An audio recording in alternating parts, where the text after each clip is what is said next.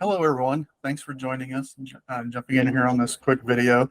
We are in the midst of Suicide Prevention Month through September, so we thought it would be a great opportunity to give everyone some updates on what's happening with our Zero Suicide Committee and the work we have going on there.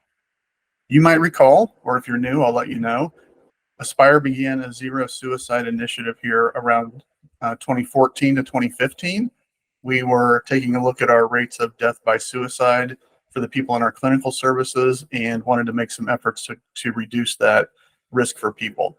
We got aligned with the Zero Suicide Academy that was taking place in Indianapolis and got alignment for organizational transformation through the Zero Suicide Initiative. That led to the establishment of a big, hairy, audacious goal we called BHAG. That was 0 after 5, where we wanted to have 0 deaths by suicide after 5 years. And over the course of time, we were able to accomplish that goal. We actually had a 13-month window of time where we had no deaths by suicide in our service system. That was phenomenal. When we went into this effort, we were having about 14 to 15 per year, and we brought that rate down to about 2 to 3 a year deaths by suicide, which is a phenomenal improvement during a period of time where we've had phenomenal and sizable growth in the patients we serve. Our work here has garnered national attention. You can find our story on the Suicide Prevention and Resource Center website. Among other centers who've had successes, we've participated in national think tank types of work around data work group, data collection, and the build of a data warehouse. And very rapidly, we're moving into a project to be an expert on a Zero Suicide expert evaluation panel. So that'll be coming up. Our Zero Suicide efforts are currently led by Caitlin Irvin. She's done a great job and spends her time organizing our committee, organizing process improvements, etc. So I'm going to let Caitlin talk to you about what's happening now. Thank you, Jim. Yeah, like Jim said, so our Zero Suicide Committee here at Aspire is working. It's a working committee designed to operate off of a 90-day plan. So it's meant to continuously improve the quality and the effectiveness of the safety of our care related to risks for suicide. We believe as a committee, it's important that as the organization to just always review, assess, and update our suicide prevention efforts. We don't ever want to get to a place where we're stagnant or not looking at what continued efforts can we make. Our current 90-day plan is working on our next Zero Suicide Workforce Survey. Some of you who have been here for a while might remember doing this. The last one was in 2021 that we did it. This is a tool that's from the Zero Suicide Academy to assess staff's self-perception of their knowledge and comfort interacting with individuals who may be at risk for suicide.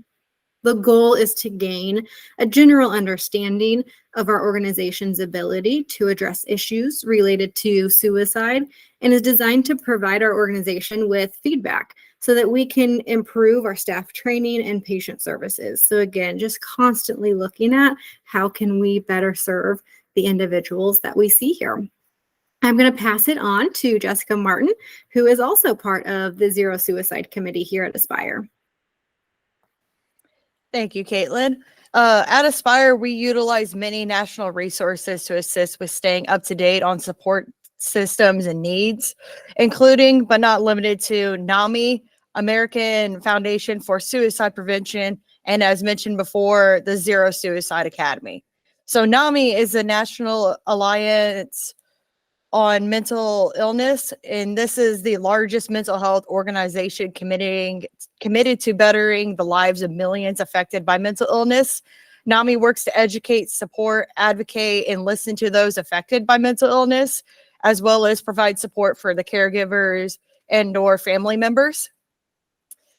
Throughout the country, NAMI hosts support groups for both the caregivers and those with mental illness to help them with their needs and just have like a support system.